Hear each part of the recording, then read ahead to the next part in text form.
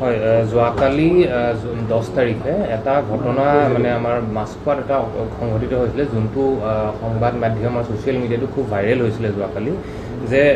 গাড়ী এখনে আহি পেলাই মাছখোৱা অঞ্চলৰ মানুহ এজনক জবৰদস্তি কৰি গাড়ীত বহাই লৈ উঠাই লৈ যোৱা ভিডিঅ' এটা খুব বেছি ভাইৰেল হৈছিলে যোনটো ঘটনা আমি ইমিডিয়েটলি আমাৰ ভৰলুমুখ থানাত যোৱাকালি ৰিপৰ্ট হৈছিলে প্ৰায় 6টামান বজাতে ঘটনাটো এনেকুৱা আছিলে যে প্ৰায় 4:30টামান বজাত বিয়াৰ ফুকন ৰোড মাছখোৱা তাতে মুনীন্দ্ৰ দাস বুলি মানুহ এজন তেওঁ মানে চব্জি বেপাৰ কৰে তেওঁ নিজৰ বিজনেছৰ কামত ওলাই আহিছিলে ৰাতিপুৱাৰ সময় আৰু তেওঁ যেতিয়া নিজৰ চাইকেলত গৈ আছিলে নিজৰ চব্জি লৈ পেলাই তেতিয়াই চাইকেলত গৈ থকাৰ সময়তে এই গাড়ী এখনে আহি পেলাই ল'ৰা কেইটামান গাড়ী এখনৰ পৰা নামি তেওঁক জবৰদস্তি কৰি টানি আজৰি গাড়ীখনত লৈ বহাই উঠাই লৈ গ'ল তাৰপিছত ঘটনাটো এনেকুৱা যে তেওঁ পকেটত যি পইচা আছিলে টোটেল 1500 টকা পাইছিলে তেওঁৰ পকেটৰ পৰা গোটেই 1500 টকা পইচাখিনি লৈ ল'লে আৰু তেওঁ আমাৰ নীলাচল ফ্লাইঅভাৰৰ ওচৰতে কামাখ্যা গেটৰ সেইখিনিতে নমাই থৈ গুচি গ'ল তো এইটো যথেষ্ট এটা চিৰিয়াছ ঘটনা কাৰণ এইটো কিডনেপিং ডেকয়টি গোটেইখিনি সংঘটিত হৈছে এই ঘটনাটোত 5জনতকৈ বেছি মানুহ আছিলে তো সেই ঘটনাটোত আমি ইমিডিয়েটলি আমাৰ ভৰলুমুখ থানাৰ OC আৰু তেওঁৰ টীম ইমিডিয়েটলি ৰেছপণ্ড কৰিলে ইনভেষ্টিগেশ্যন ষ্টাৰ্ট কৰিলে আৰু ইনভেষ্টিগেশ্যনটো আৰম্ভ কৰি আমি মানে বিভিন্ন সূত্ৰৰ পৰা গম পালোঁ গাড়ীখনৰ ডিটেইলছ আমি উলিয়ালোঁ আৰু গাড়ীখনৰ ভিত্তিত আমি এতিয়ালৈকে বৰ্তমান টোটেল 4জন মানুহ আমি এৰেষ্ট কৰিবলৈ সক্ষম হৈছোঁ আৰু যোনখন গাড়ী ব্যৱহাৰ কৰা হৈছিলে সেইখন গাড়ীও আমি ৰিকভাৰী কৰিছোঁ আৰু যোনখিনি পইচা কাঢ়ি লৈ গৈছিলে সেইখিনিও আমি ৰিকভাৰী কৰিছোঁ তো টোটেল 4জন মানুহ যোনকেইজন এৰেষ্ট হৈছে এজন হৈছে চিৰাজুল ইছলাম তেওঁ ঘৰ হাতীগাঁও বাবুল আলী এলিয়াছ জোনাব আলী তেওঁ খৰ্থেবাৰীৰ পৰা এৰেষ্ট কৰিছে জাকিৰ আলী আৰু পিছত চাহেব আলী এই দুজনক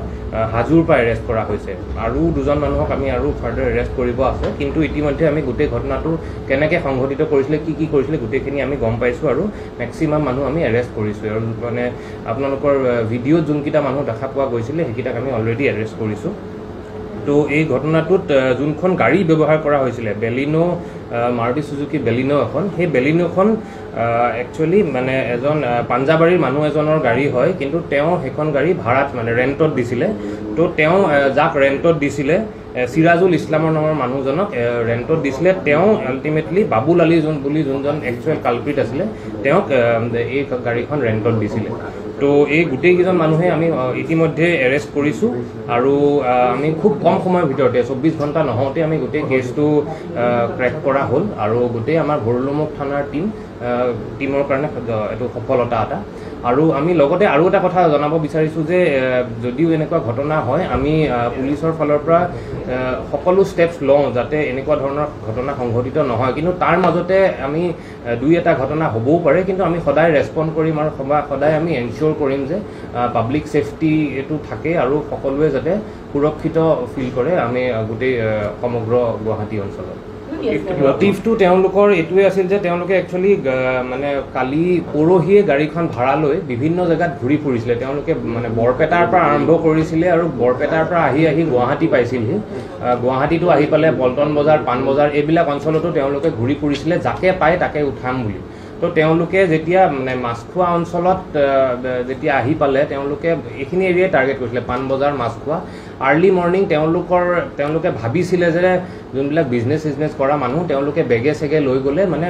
অলপ বেছি এমাউণ্ট অফ কেছ থাকিব পাৰে বুলি সেইকাৰণে তেওঁলোকে টাৰ্গেট কৰিলে এইটো অঞ্চলত আৰু মানুহজন ঘপককৈ উঠালে কিন্তু তেওঁলোকে যি ভাবিছিলে সেইটো নহ'লে কম পইচা পোৱাৰ কাৰণে তেওঁলোকে মানুহটো মানে যিখিনি পালে আৰু গোটেইখিনি মানুহটোৱে তাৰপিছত নমাই থৈ গ'ল মানুহটো আৰু এই 2জন যোনজন আছে জাকিৰ আলী আৰু চাহেব আলী বুলি তেওঁলোক আগতেও এৰেষ্টেড আছামী আছিলে যেনে চাহেব আলী তাক 1 মাহ আগতে একচুৱেলি সাতগাঁও থানাই এৰেষ্ট কৰিছিলে চুৰি কেছ এটা এই বেইলত বাহিৰত আছে আৰু জাকিৰ আলী বুলি মানুহ যোনজন আছে তেওঁ হাজো থানাত এৰেষ্ট হৈছিলে 2023 চুৰি কেছ এটা তো গোটেইকেইটা মানুহেই প্ৰায় মানে